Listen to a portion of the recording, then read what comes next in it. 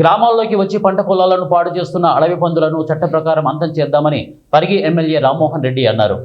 Municipal పరిధిలోని MLA camp కార్యాలయంలో శనివారం పంట పొలాల చుట్టూ విద్యుత్తు ఏర్పాటు చేయవద్దంటూ రైతులకు అవగాహన కల్పించారు.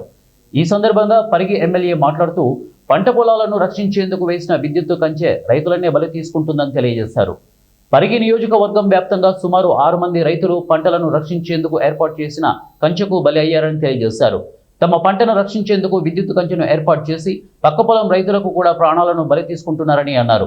తమ పంట పొలాలకు కంచెలుగా విద్యుత్ వైర్లు ఏర్పాట్లు చేసి రైతులను బలి తీసుకుంటే కఠిన చర్యలు తీసుకుంటారని తెలియజేశారు.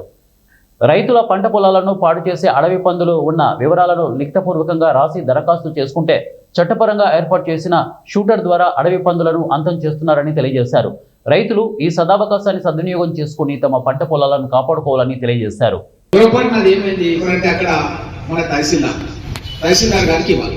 తహసీల్దార్ ఏం చేస్తారంటే వాళ్ళు కూడా 2వ పేజీ మీద సంతకం చేసి, ఇంకొక పేజీ ఉంది ఇక్కడ, ఈ పేజీ మీద సంతకం చేసి మన ఫారెస్ట్ ఆఫీస్ ఇక్కడే ఉన్నది, మన ఎండి పక్కనే ఫారెస్ట్ ఆఫీస్ ఉంది.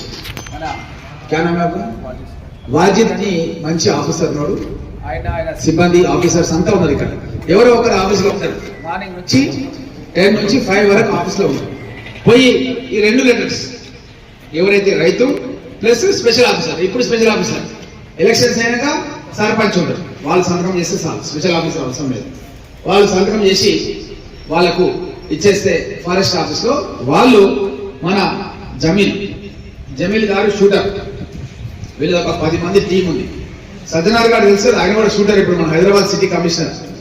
ఇంతకుముందు ఒకసారి పేపర్లో కూడా వచ్చేది, మీరు చేసి ఉండొచ్చు. అట్లా మా జమీల్ భాయ్ కూడా షూటర్ అన్నమాట. సో వేట అనేది మన పరిగిలో కూడా ఈ రోజు రాత్రి వచ్చి స్టార్ట్ చేస్తుండ్రు ఈ వేట. కాబట్టి ఎవరైనా సరే ఎక్కడైనా సరే ఈ అడవి పందులు ఎక్కడైనా కనబడితే మీరు వెంటనే ఈ యొక్క లెటర్స్ ప్రొఫార్మస్ పెట్టిన ఎవరైనా డౌన్లోడ్ చేసుకోవచ్చు, నెట్ నుంచి చేసుకొని ఈ పేపర్ వర్క్ నేనైతే చెప్పినో ప్రస్తుతం అయితే